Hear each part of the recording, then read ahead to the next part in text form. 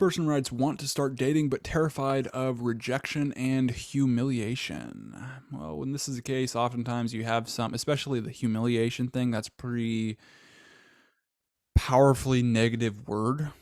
And oftentimes you just see that when you've had bad experiences or maybe have been humiliated or laughed at in the past for some kind of relationship situation. So, sometimes it's like to overcome that. What I use, occasionally is like called the, what is it, scramble technique. And basically what it does is it just basically takes your memory of the situation and scrambles it. Actually, Ed Milet talks about this as well. He calls it like the scratch it technique. And he says like, it's like your memory is like a CD just running over and over again. But it's like if you scratch the CD, it never can play back again. So it's like a technique to kind of overcome like a painful experiences that's really holding you back. And so what you do is that you basically just jumble it in whatever way you can. So you play it forwards, you play it at double speed, the memory.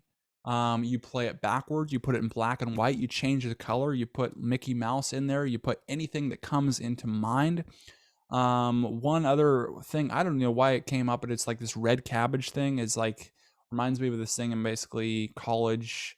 They had all this red cabbage. It's just total random thing, but it's just like, it's kind of a trigger to basically just randomize the whole process, and you run it backwards, forwards, black and white, color, all these random things, everything changes shape, and just like boom, boom, boom, boom, boom, you scramble it all in there. And then it's just like, there's so many associations that it's almost like your mind doesn't know how to link that pain again in the same way. So it's like the CD, the pattern doesn't basically run the same way. So that one I originally got from Tony Robbins, and it does seem to work as far as I've used it a couple times and seemingly works as far as the results as it gets. But yeah, I guess getting into the deep psychological ones on this video here.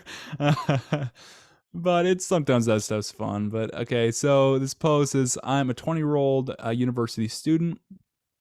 I've never dated or been touched by the opposite sex, partly because I have no idea how to initiate.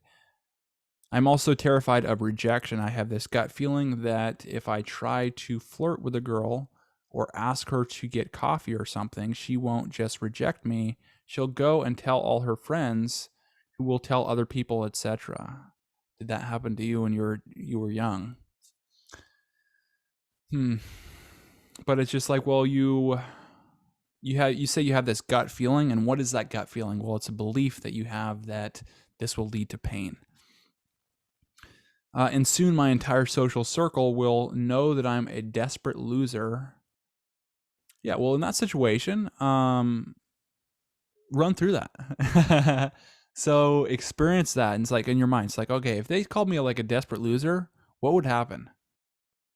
Well, I wouldn't really have an obligation to those people anymore, which I didn't really like in the first place.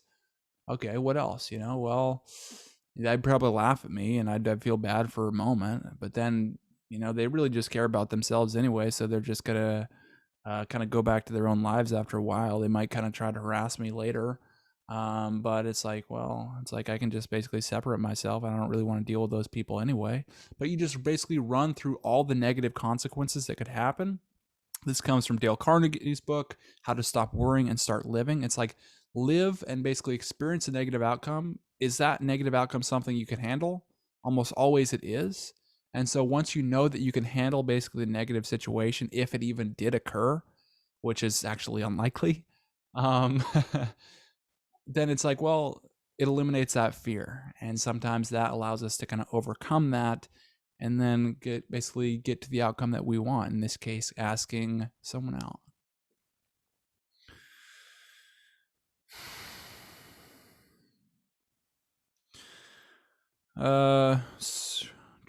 Okay. Social circle will know that I'm a desperate loser trying to get into her pants.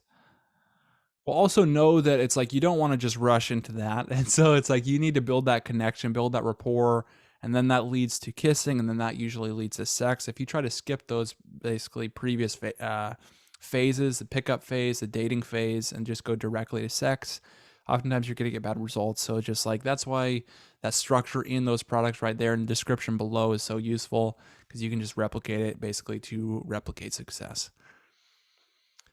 I keep hearing that the only way to start dating is to face a lot of rejection first. Yeah, or learn from other people's experience, and then and then you don't have to learn the hard way, you know.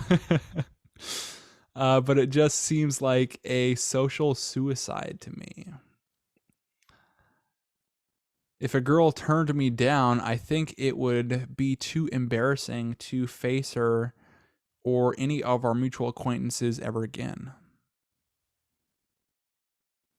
Again, run through that. It's like, well, are you really attached to that person? Is it really going to be a big deal? Um, as long as you don't make it a big deal, and as long as you're not attached to results, and if she rejects you and you're totally okay with being rejected, you're like, okay, well, whatever, I'll find somebody else. That kind of attitude, not like you say that to somebody, but just like that attitude. Then it's like it doesn't create a weird dynamic. And oftentimes it's like when you handle a situation that way and are just totally willing to walk away, sometimes what you'll actually find is that she'll come back to you. Because it's like most other guys is like when they get rejected, they're just basically, oh, I'm not good enough, or have this blow up or get all upset, and it creates a weird situation. And you were basically indifferent to that. And so now she's wondering about you. I'm already not very well liked socially, and I think people feel that I'm creepy, even though I don't do anything. Sometimes when you give off that vibe, sometimes you're actually trying too hard. So it's like you really, really want to be accepted, and sometimes our need for acceptance makes us invisible, or sometimes makes us kind of like a reject.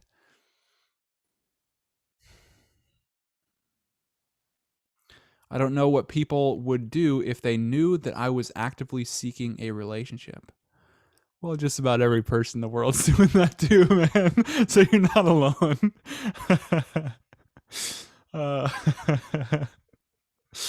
but yeah, I mean, sometimes it's good to laugh at your own situations and just kind of like not take it too seriously, not overthink the whole process.